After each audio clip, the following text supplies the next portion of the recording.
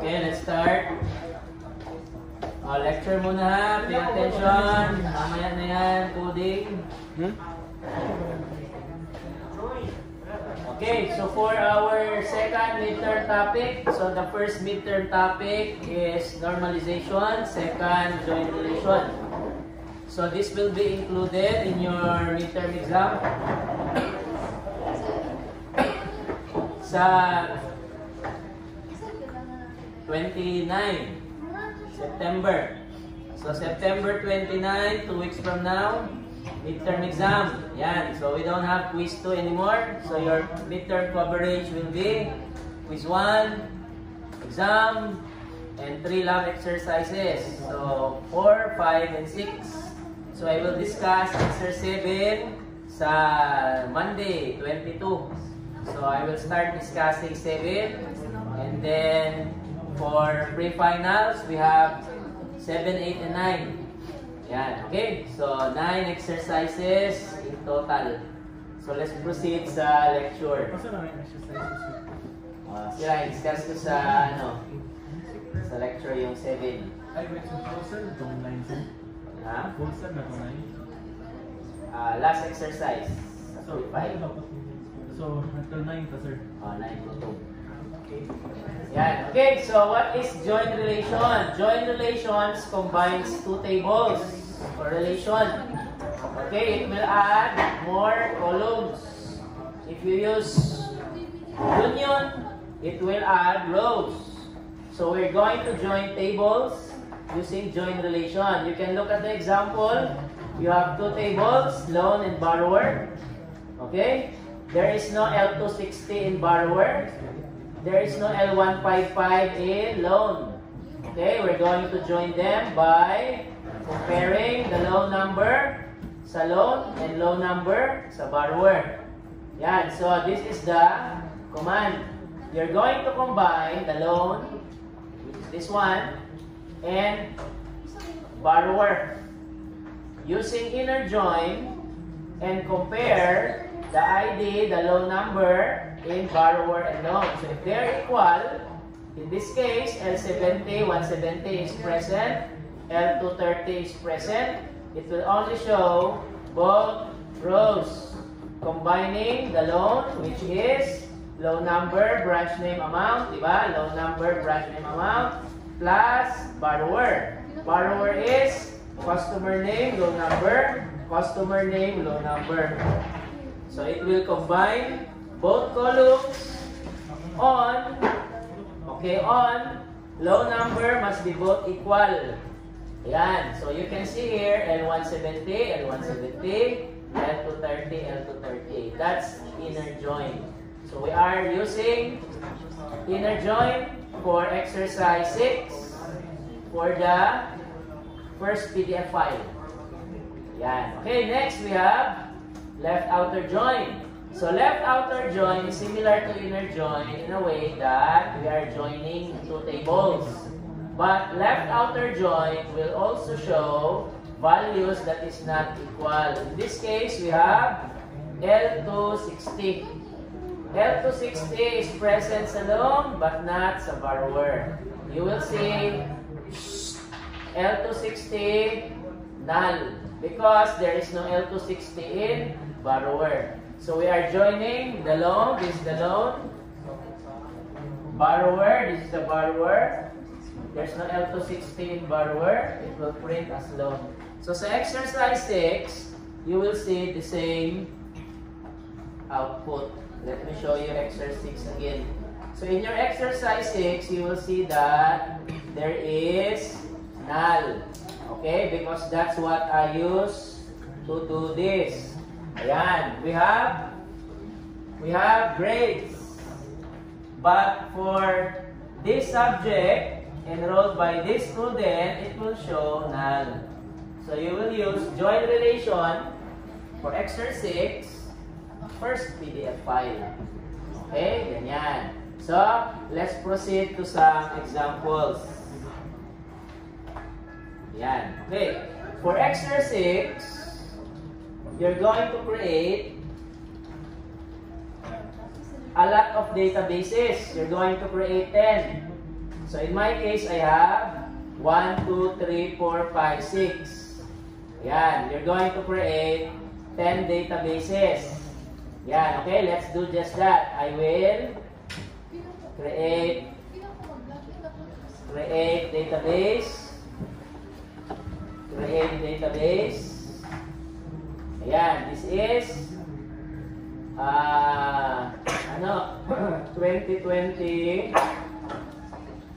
2022, 2023. Okay, ayan. And then another one, 2021, 2022. Ayan. Okay, these are my databases. Okay. 2021 and 2022, 2023 does not have anything, di ba? Because I just created it. So let's see. Use this database.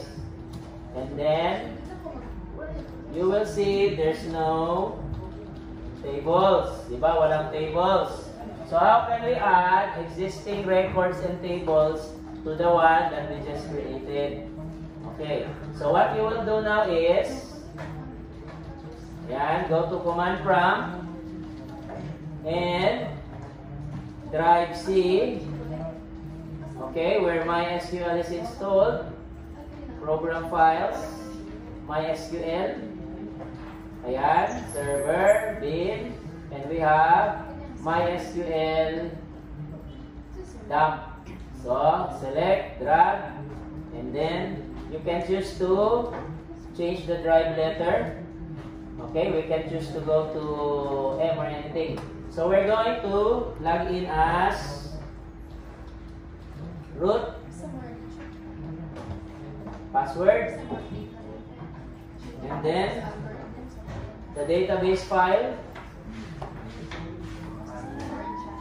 Okay, which one contains records? I think it's this one. Okay. So use %2425 show tables. Ayan. So this database contains tables. This one does not. We're going to copy all of these tables, database, sa another semester.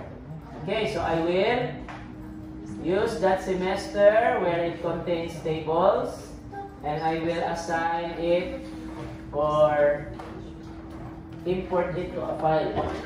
So I will write here exercise6.sql. Okay, so wait, minus u root, one word yan.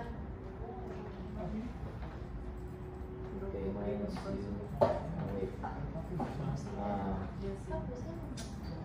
space, forgot. Okay, so root. Ayan, there you go. So you will see that I now have a file, exercise6.sql, in my drive M. So if you go to your drive M, this is the file, exercise6. So if you open exercise6, you will see, okay, this is the contents. So we have create table, and then we have records, diba? Okay, so everything that this table has will be added as well. Yan, okay? So next is we're going to load this file to the semester I just created just now, to 2021.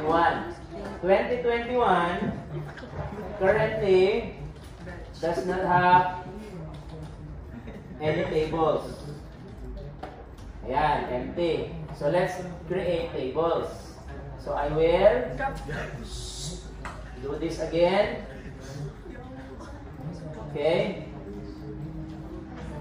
And then reverse the order. From file this time to 2023, 2024, 2021, 2022. Yan. Okay, so the result is,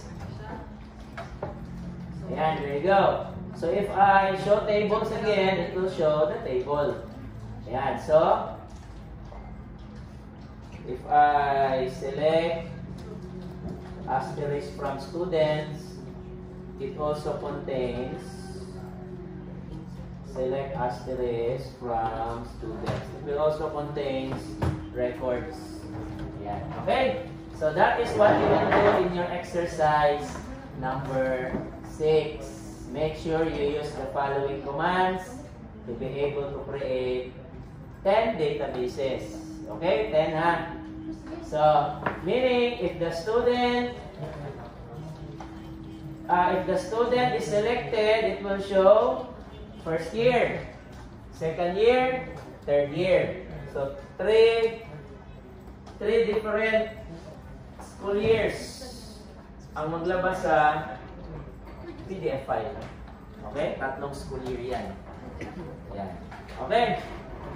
Alright, so that is for exercise 6. Clarifications? Questions? Wala? Okay, klaro na ha. Exercise 6. So, let's proceed sa attendance. Okay, attendance tayo. Yan. Okay. Say present. Aguilar. Alcontin.